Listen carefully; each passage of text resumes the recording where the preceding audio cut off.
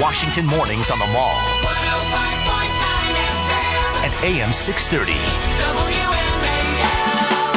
7:07 on WMAL, where Washington comes to talk. It's Brian Wilson, and Larry O'Connor from Breitbart TV is with us today. We are pleased to be joined by our good friend Tucker Carlson from the Daily Caller. So, Tucker, it's Halloween. If I were to put on a costume, and I won't, but if I were, and I were to come over and knock on the house at the Carlson residence, knock on the door, what kind of treat would I get? Well, it depends what you were dressed as. I mean, if you came over in your Valerie Jarrett costume, obviously I would give you subsidies. I think he would be dressed as a costume. I would give you Reese's peanut butter cups. There you go, Tucker. He'd be wanting to. Reese's are the highest level of candy. We don't even mess around in Northwest DC. It's all Reese's. Then hold it a second. You're right. Reese's. That's like the Cadillac of Halloween candy, is it not? Oh, really? Yeah. I agree. I don't know. I'm a Snickers man. You know, Tucker, I think Brian would really want to dress up to scare you, though, so he'd be dressed like a Dancing with the Stars judge. Nothing would terrify me more. I lived across from Karl Rove for many years in D.C., and Karl would always give on Halloween full-size candy bars. Really? Oh, it's God bless him. Genius, Karl. Yeah, because it's an election, in a sense, right? Yeah. Right. There's a lot of people competing for the affection of children, and Karl won every year as a political consultant because he would just give the biggest candy bars. My kids, 50 years from now, will defend Karl Rove at cocktail parties. Because he gave them full-size candy bars. I'm not joking. They love Karl Rove. I tell you what, if you give me a Three Musketeers bar, I'm all for you, man. All right. So you're a cheap date. Yeah, I am. It doesn't take much to impress me. You have hey, no idea. Listen, let's talk about. I want to talk about Benghazi. Can you tell this is a story that I care a great deal about? And look, you've worked at major news organizations. You've had relationships with CNN and MSNBC over the years. Are you surprised, as I am? I'm just astonished that this is not a huge, lead the newscast story every night. Well, I mean, it's not as big as, like, the Valerie Plame story. I mean, let's just put this in some perspective. Oh, come on. Yeah, I get your point, yeah. What, so our U.S. ambassador to Libya was murdered, and we don't exactly know the basic timeline of events, and you feel like you want more information? What's wrong with you? Yeah. And it's obvious that the White House lied about it.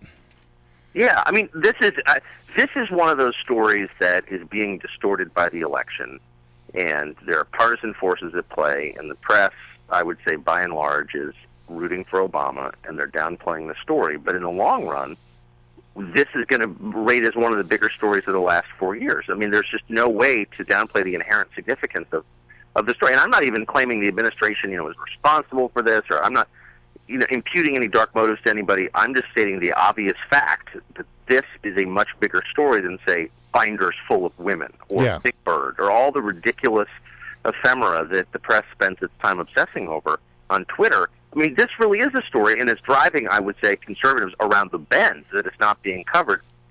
And the press is only doing itself a disservice. This is why people don't get the Washington Post anymore. Like normal people, they're just sick of it. And I think the press really devalues its own currency by ignoring this story. I mean, here's an example of media bias. Yesterday, the big story was Mitt Romney holds an event in which he's in Ohio, and he takes a campaign event and he says, no, let's do something different. Let's try to get together and gather up some supplies for the poor people in New Jersey who've just been creamed by a hurricane, and he gets criticized for it.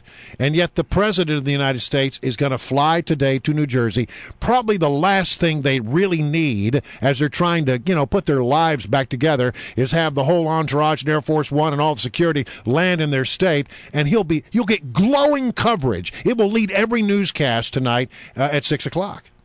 Yeah, well, that's absolutely right. And by the way, how about the passive aggression from the governor of New Jersey, Chris Christie, who really just flat out doesn't like Mitt Romney. And I don't care what anybody says, that is absolutely obvious. This is a guy who wants to run with a clean slate in 2016. He was sticking the shiv in yesterday. But you're right. Romney, look, the press doesn't like Romney flat out. The Romney press operation is not helping, I would say. They're not impressive in my experience.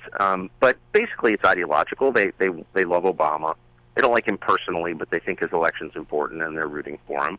And there's no question that, all candidates do these kind of awkward charity events, and that's just what it is. So, but they pound on Romney. You got to factor this in at the outset. The press is just take 3 points off because of media bias. Hey, Tucker, speaking of the press not liking Romney, you're obviously in charge of the Daily Caller, and yesterday we had a BuzzFeed reporter caught on hot mic over there during a live stream from Politico, cracking jokes about Mitt Romney. I think one of the lines was, it's a 40% chance that Mitt Romney is going to say something stupid at this event in Ohio.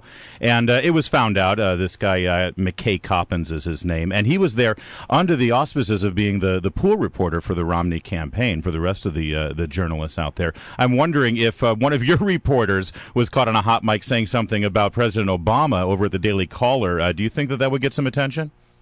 Yeah, I think it might rate as newsworthy. And I wouldn't put that out of the realm of possibility. We've got some pretty voluble characters. But actually, it happens in this case that I know McKay Coppins, and he's a pretty good guy, and I wouldn't actually put him in the same lump as most sort of dumb liberal reporters. I don't know what McKay's politics are exactly, but he's not a conventional liberal. At least he's not as stupid as most of them are. So I kind of felt sorry for him. People say dumb stuff sitting around. Most of this campaign reporting, I did it for decades, is pretty boring, I got to admit.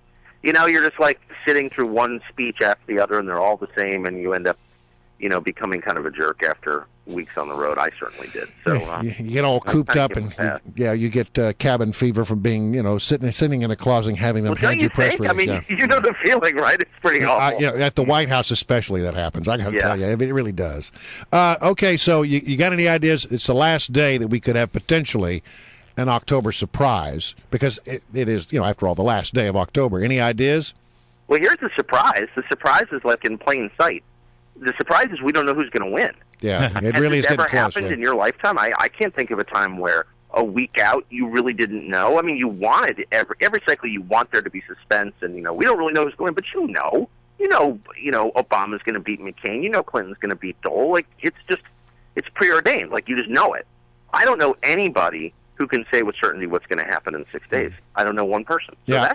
I agree, and not only that, it seems if you look at the polls, it has tightened in the last day or two. Yeah, it's unbelievable. I can see either thing happening. I don't even know exactly where this. We're sending people out to Ohio, but I don't even know. I mean, it's just a very tough election to forecast. Are you saying, Tucker, that it's entirely possible that on Tuesday night we'll have one candidate who has won the popular vote and another candidate who has won the Electoral College vote? It's that close, wouldn't you say? I can say this. I can't think of anything that would be worse for America. Yeah, but that's a likelihood. It is, and I really, I like it here. I don't want to have to go to New Zealand, but that could be terrible. I really want to thank you for that, because that's what I've been saying now for 8 months. That's what I've been saying is going to happen. Hey, Tucker, real fast, you're as a D.C. resident, you're sort of famous for being the home for wayward reporters and journalists and folks in town during holidays. I'm wondering, did you have a full house there during the hurricane? How'd you guys do? Yeah, we did. My wife got stuck in Florida. She was there for the weekend and couldn't get back, so I had three of my kids and then 3 neighborhood kids, and we sat around and played backgammon. And is Labash still on the sofa? No, Labash was out fishing, of course. Matt Labash, look, a weather event like this, he's going to be standing in the surf with his fly rod, risking it. All right. Can't help himself. Got to leave it there. Thanks, Tucker. Good to talk to you. Thanks.